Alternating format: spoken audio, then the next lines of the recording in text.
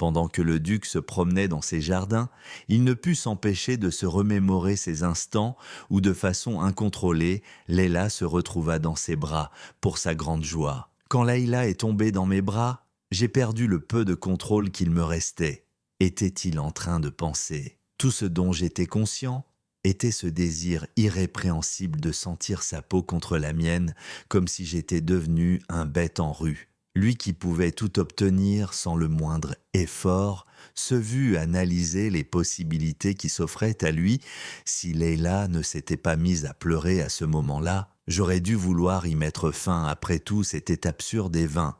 Mais si je pouvais me permettre de me laisser envoûter par une femme, peut-être que les choses auraient été bien différentes. Cette balade qu'il s'offrait sembla devenir comme un échappatoire pour libérer sa frustration qu'il ressentait vis-à-vis de Leila. Il saisit brusquement une rose de sa propre main comme s'il l'avait confondue avec elle, mais la réalité le rattrapa car la douleur provoquée par les épines l'obligea à relâcher cette fleur, laissant place à une main tachée de sang qui ne manqua pas de laisser des traces sur ses précieux vêtements. Au même instant, Leila semblait vivre les souvenirs de cette étreinte comme un traumatisme.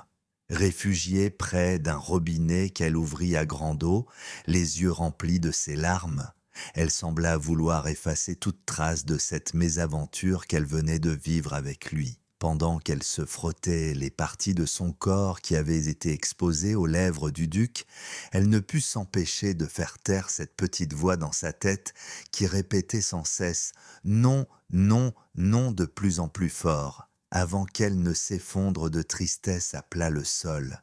De son côté, le soleil était en train de se coucher pendant que Kyle repensait aux derniers mots que Leila lui avait adressés. « Je crois qu'il est temps que nous prenions nos distances », ces mots résonnaient encore dans son esprit. Lui qui avait finalement accepté cette mascarade dans le simple but d'être aux côtés de celle qui occupait ses pensées jour et nuit.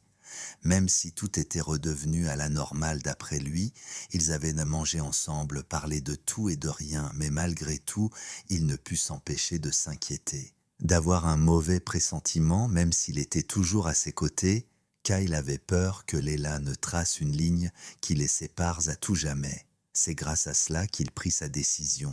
Les quelques doutes qui planaient au-dessus de son esprit fut balayé en un instant par les dernières volontés de sa mère.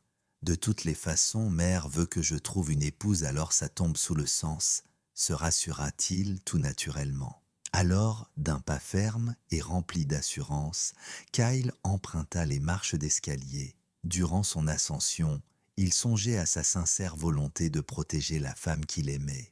Arrivé en haut des escaliers, il se retrouva face à une porte, puis toqua d'une main ferme. « Père, c'est moi. » De l'autre côté, son père lui répondit « Tu peux entrer, Kyle. » Alors, en un instant, Kyle se tenait debout devant son père. « J'ai une annonce à vous faire », lui lança-t-il.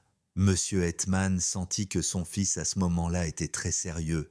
Il ne put s'empêcher d'y mettre une réflexion. « Eh bien, ça m'a l'air important, je t'écoute, Kyle. » « Mère pense que je suis en âge de me marier, » lui répondit-il. « C'est donc ça qui te tracasse, ne t'en fais pas, tu connais ta mère. » Toujours un peu pressée, elle est comme ça, mais je ne suis pas d'accord avec elle. Tu as encore le temps pour ces choses-là. Même si Monsieur Hetman semblait sérieusement préoccupé par le bien-être de son fils, cela n'empêcha pas à Kyle d'interrompre son père qui était plongé dans l'analyse de la situation. « Je souhaite me marier », lui lâcha-t-il en plein milieu d'une phrase. Étonné par cette révélation, Monsieur Hetman ne tarda pas à vérifier la véracité des derniers propos de son fils. « Tu es sûr, Kyle? Tu as encore bien des années devant toi? Tu es sûr que tu veux pas attendre? »« Oui, je veux me marier avec Leila et partir étudier à l'université avec elle. »